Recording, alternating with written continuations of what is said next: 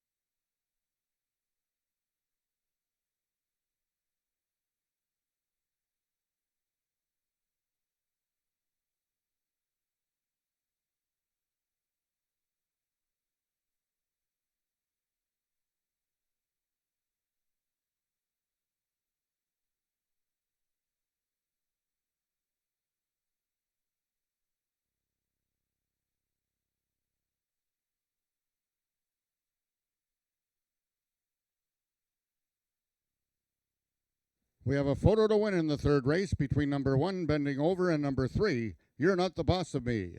Third was number 4, High Class Ecstasy, and fourth, number 5, Ice Cream Cartel.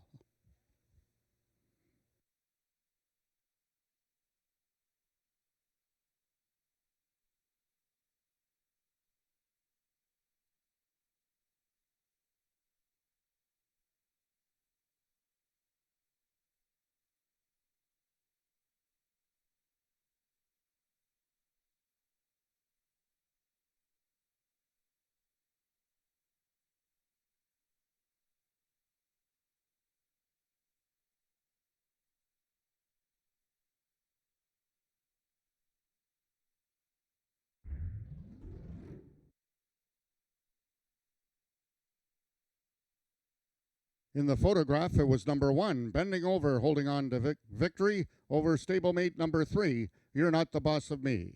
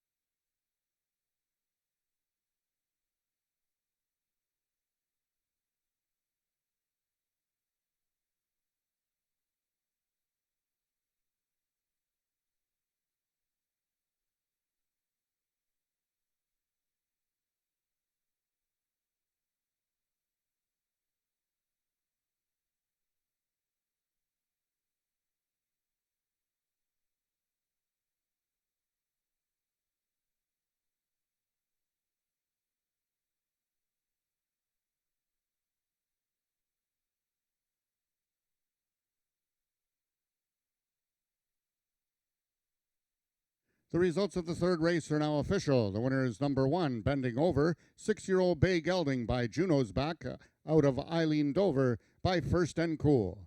Bred and owned by Christine Tavares, trained by Joe Tavares, and ridden to victory by jockey Brian Bell. Bending Over winning the distance with a time of 16.136 seconds, carrying a speed index of 70. Rechecking from top to bottom, order of finish in your program should read 15234. Those are the total results of the third race. In this upcoming fourth race, the following overweights: number 2, I Am the Eagle, 5 pounds over. Number 3, Trey's on Fire, 2 pounds over. And number 5, Country Fried Chicken, 1 pound over.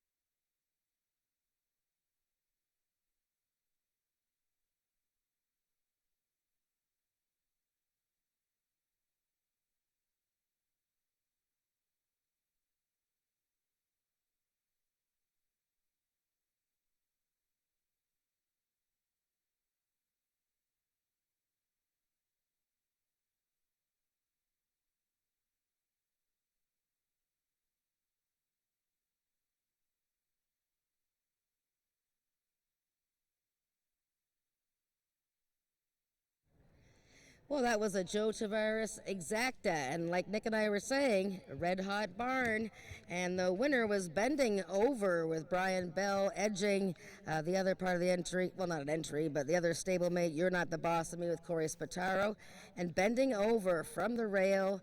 He was being a little silly in the gate there, but he got the job done for his fourth career win.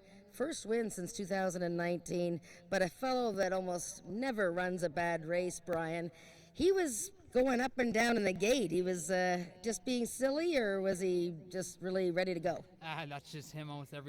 It's almost every third start he'll be bad in the gate, and he gets that good one, which I think Corey rode last time. And I think he was really good in the gate. This time he's just feeling kind of fresh. Feeling kind of fresh. Well, it has been more than a month since he ran. So what do you do in a situation like that? You just sort of sit and let him get it out of his system? Yeah, basically try to sit as quiet as you can in the gate. You don't want to get everybody else all upset in there, and you rely on your header to keep the horse down and hope we can get out. And a horse that finishes second all the time, were you confident breaking out of the gate that he had the race won, or you just had to keep him going? You have to keep on urging him a bit. Like when he's on his game, he is a really hard breaking horse. But when he's being silly in the gate, you never know what kind of a break you're going to get. Sometimes he comes from behind, or sometimes you hold the lead and sometimes get caught. And you're riding probable favorite First Cold Wave in the stake coming up, race 7. The post position, is that agreeable to you, post 3? You know what? With that tier, I don't think it really matters. It's just all of his class, and if he's up to it, he'll get it done. If he's not up to it, I don't think he'll get it done. Right. I'm really high on him today. Good. Well, congratulations, Brian. Keep it up. And way to go, Joe Tavares and Christine Tavares finishing 1-2 in race 3. And we have race 4 coming up.